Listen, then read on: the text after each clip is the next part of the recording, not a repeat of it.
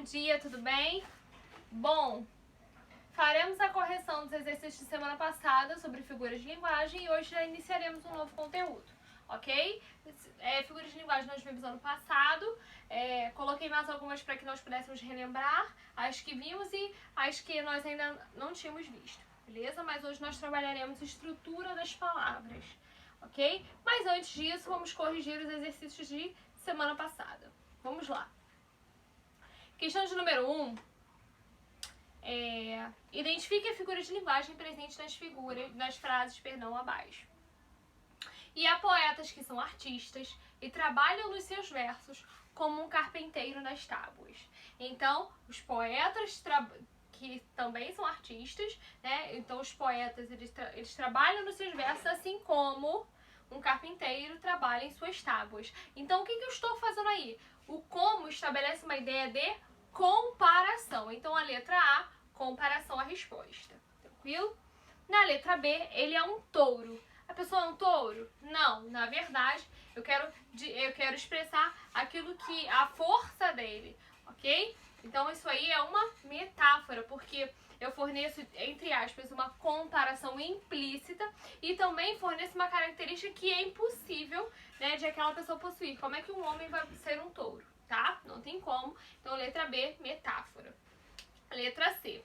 A fome era tão grande que as crianças comeram uma panela de arroz. Gente, a gente não come uma panela de arroz. As crianças comeram o que tinha dentro da panela, que era o arroz. Então, essa parte pelo todo denomina-se metonímia. Ok? Então, letra C, metonímia. Letra D. 86 anos e um sorriso enorme. 1000 dentes, os olhos brilhantes. Gente, uma pessoa tem 1000 dentes? Não, ela pode aparentar ter muitos dentes. A quantidade é a mesma, mas às vezes pelo tamanho a gente acha que ela tem muitos dentes. Então, esses 1000 dentes aí configuram o quê? Um exagero. E qual é a figura que configura exagero? Hipérbole. Na letra E, o pé da mesa quebrou. Mesa não tem pé, ok? A gente utiliza uma palavra para tentar simbolizar aquilo que a gente não consegue denominar. O nome disso é catacrese.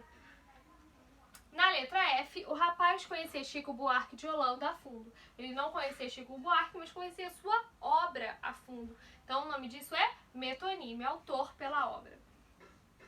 Na G, eu preparo uma canção que faça acordar os homens e adormecer as crianças.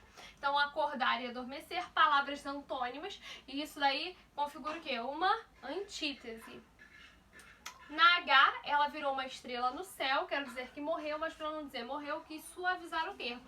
Se eu quis suavizar, eu tenho aí um eufemismo. Na I, pela janela da pequena casa entrava uma brisa preguiçosa. A brisa, ou seja, o vento, ele é preguiçoso? Não, isso aí é uma característica humana. Então, o nome dessa figura é prosopopeia ou ainda personificação. Na J, depois do areal extenso, depois do oceano de pó, depois no horizonte imenso, desertos, deserto e só. Né, de Castro Alves. Essa repetição do depois configura uma anáfora.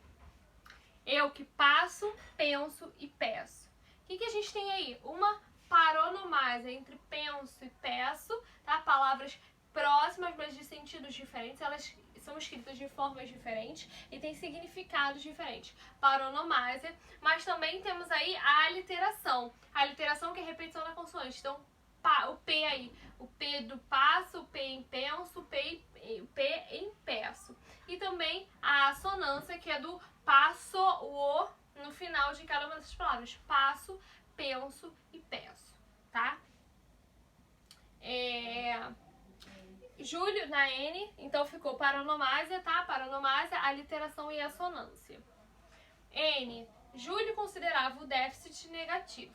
Gente, o nome disso é o quê? Pleonasmo, porque se eu tô falando em déficit, déficit já é algo o quê? Negativo. Se eu falo em superávit, eu falo em algo positivo. Então, se eu falei que é um déficit negativo, o déficit só pode ser negativo. Então, eu coloquei uma palavra para reforçar aquilo que eu já havia dito. Então, essa repetição desnecessária recebe o nome de pleonasmo. Por fim, essa menina parece que dorme acordada. Como é que ela pode dormir acordada? São ideias, não palavras antônimas, mas ideias absurdas. Tá? O nome disso é paradoxo. Tranquilo? Bom, Então encerramos a correção e partimos agora para o conteúdo da aula de hoje, que é a estrutura das palavras. Vamos lá. Estudar a estrutura das palavras é estudar os elementos que formam a palavra, denominados de morfemas. Então, morfemas são as partes que formam uma palavra. São os seguintes morfemas, são os seguintes os morfemas da língua portuguesa: radical, vogal temática, os afixos. Tá? O tema, botei aqui as desinências, ok. Vamos lá. Estrutura, tá? Radical. O que é o radical? Radical é que contém o sentido básico da palavra, toda a sua significação. Eu não sei o que eu fiz, foi qual? Peraí. Tá aqui. Vamos lá. O que contém, o radical é aquele que contém o sentido básico do vocábulo. Aquilo que permanecer intacto, ou seja, não sai, não se move, tá? Quando a palavra for modificada. Então, na palavra falei, no verbo falei aí, o que foi que eu fiz? Eu utilizei, eu coloquei, botei ali falar, né? Falar. E aí eu coloquei falei, coloquei falava e coloquei falarei.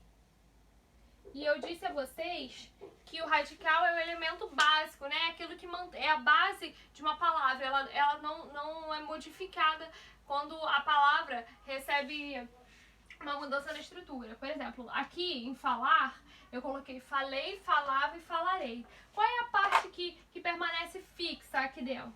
É até o L, ok? Até o L, até o L. Então, essa estrutura fixa recebe o nome de radical. Tranquilo? Então, radical é a parte fixa, contém o elemento básico, né? O sentido básico de um vocábulo, de uma palavra. Na palavra menino, tá? Eu botei menina, meninice, menininho. Então, menina, menininho.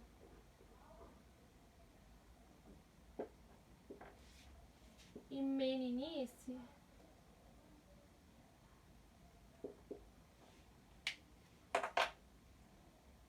essa estrutura que não se modifica vai até o N, vai até menin, menin.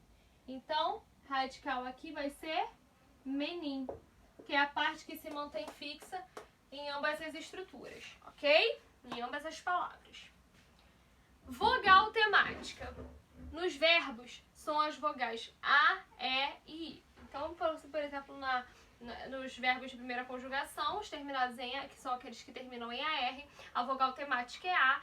E na segunda conjugação, comer, fazer, enfim, terminam em ER, a vogal temática é A, E. E de terceira conjugação, partir, sair, servir, vogal temática I. Ok? Que são aqueles que terminam em IR. Observação: o verbo por e seus derivados pertencem à segunda conjugação, tá? Por que o verbo por pertence à segunda conjugação? Vou colocar aqui. Porque antes era poer. A estrutura, né, a forma como era escrita era poer. Então a terminação era em ER. ER configura segunda conjugação. Beleza? Tranquilo até aqui, gente? Espero que sim. Deixa eu colocar um alquinho aqui pra ver se vai funcionar. Na caneta. Elas estão falhas. Mas vamos lá.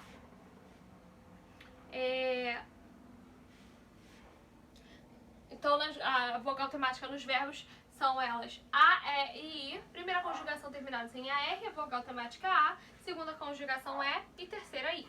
Ok? A vogal temática indica a que conjugação os verbos pertencem. Nos substantivos e adjetivos, são as vogais A, E, I, O, U no final da palavra, evitando que ela termine em consoante, que não seja L, M, N, R, S, X, Z. Bom, então nos substantivos e adjetivos, as vogais temáticas são A, E, I, O, U no final da palavra, evitando que ela termine em consoante, ok? Cuidado para não confundir vogal temática de substantivo e adjetivo com desinência nominal de gênero, que estudaremos mais à frente, eu vou colocar, tá? Então, nos substantivos e adjetivos, são as vogais a, e, o, u, aquelas consideradas vogais temáticas, ok? Vamos lá. Tema. Tema é a junção do radical com a vogal temática, tá? Se não existir a vogal temática, o tema e o radical serão o mesmo elemento. Por quê? Deixa eu apagar aqui.